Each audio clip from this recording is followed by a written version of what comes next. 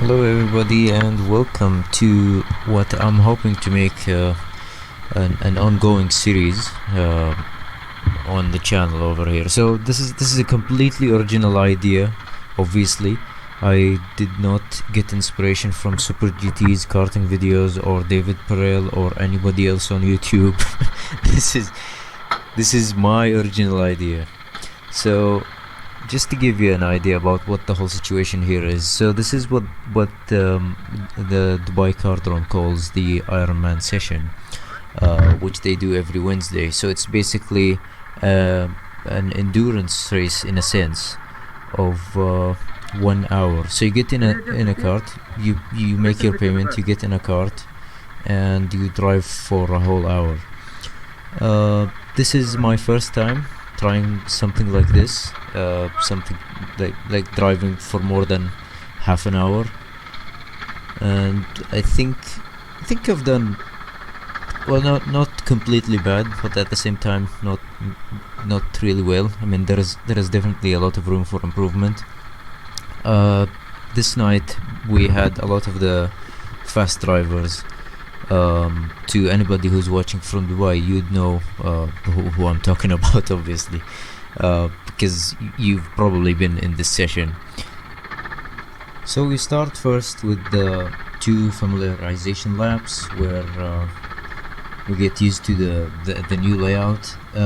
I personally haven't been on this layout, so some of the guys have been here multiple times, and it's called the links layout. I'll put a picture, you can see it over here on the screen. You can see what the layout is. So this is the only picture I managed to find on the Kartdrome's Instagram that shows you the layout perfectly, apart from the fact that it's actually the reverse link circuit, and what we're on is the normal link circuit. So you just have to imagine the reverse in reverse.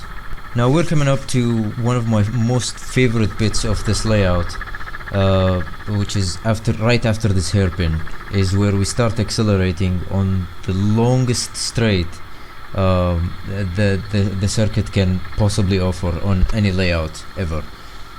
So we come to this long straight, and then at the end of it there is a long left-hander that goes under the bridge, and then we take a right into the next long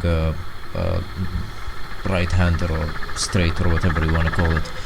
So here is where we can carry a lot of speed, and at the same time you'll have a lot of opportunities to overtake people, because whoever accelerates on that hairpin first gets to carry more speed than the others. So obviously you'll be able to, if you're in the front and you accelerate quicker or earlier than anybody who is behind you, you'll be able to create a big gap. And it's the other way around as well, because if you are behind somebody and you accelerate before them, or start accelerating before them right after the hairpin or even before it, you'll be able to carry more speed than them later on this straight. So you'll be able to overtake them easily. So I've skipped here to the first lap, where you can see the marshal going into the pits over here, and that marks the start of the 1 hour endurance of the Ironman session on the Kartdrome. You can tell from the wobbliness of the camera that my helmet is meant for Thanos, not for me.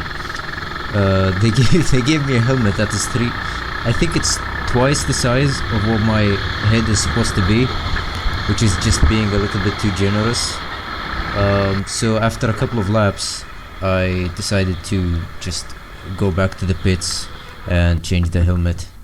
So after I got my new helmet and I gave Thanos his helmet back, this nice gentleman was helping me put my glasses on, and he made sure that I have the proper weights in the next cart, and that I'm not cheating or anything. Which brings me back to a point that I wanted to mention. As you saw in the beginning of the video, you put weights, which are basically a ballast, to the left of your cart, and then you close the chamber. So everybody in this session needs to have a minimum of 80 kilograms. Anybody who is less than 80 kilograms, they give them extra weights to put in the cart. Wait, we have to admire those tire warming techniques where just turn the steering wheel left and right vigorously for optimal traction. That is also something that I completely came up with and have not learned from Super GT's karting videos. So yeah, back to the weights. The more weights you have, the worse your driving becomes, because you are used to your own driving at your own weight, and then when you put 22 extra kilograms, which is what they put for me, it just offsets the balance of the cart, and the whole cart reacts differently to what you're used to before.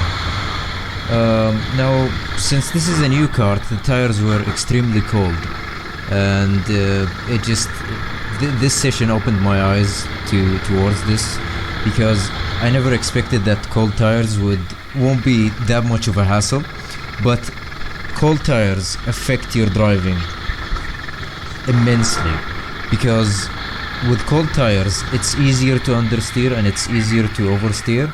Usually you'd think that you'll be able to warm them up after a couple of corners, but that wasn't the case after I found out over here.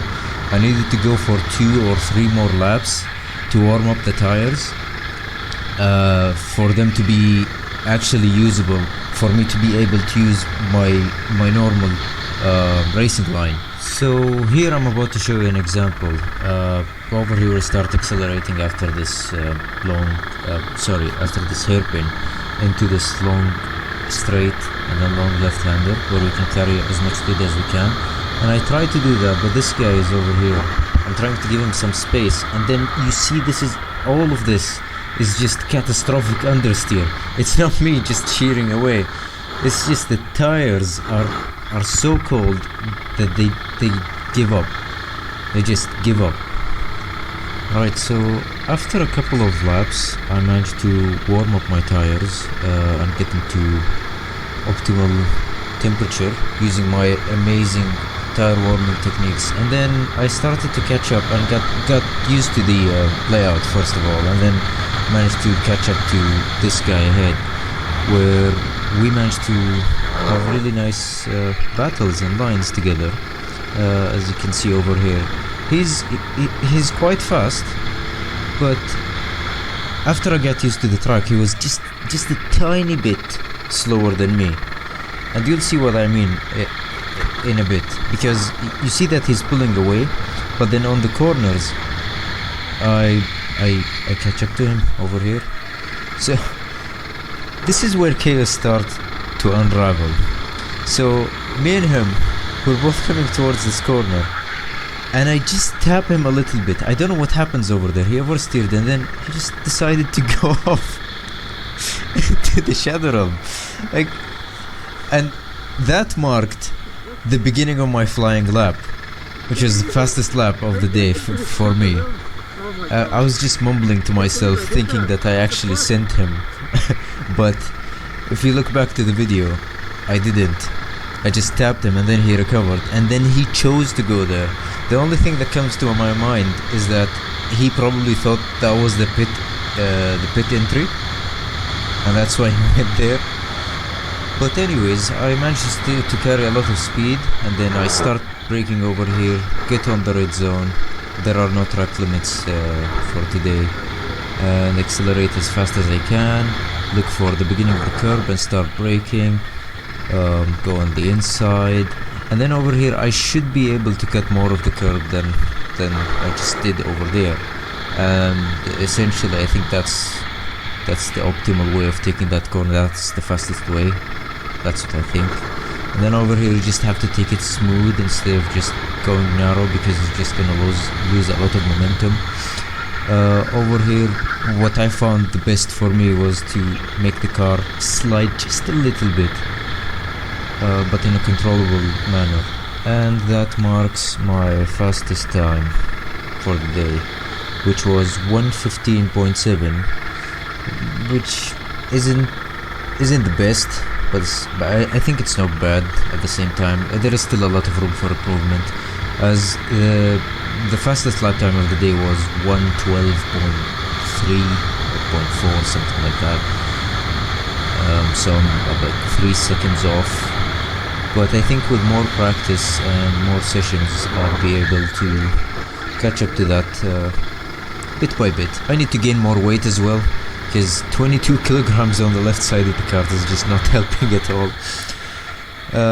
Anyways, yeah, that was a fun experience for the day. Definitely would do it again, 100%.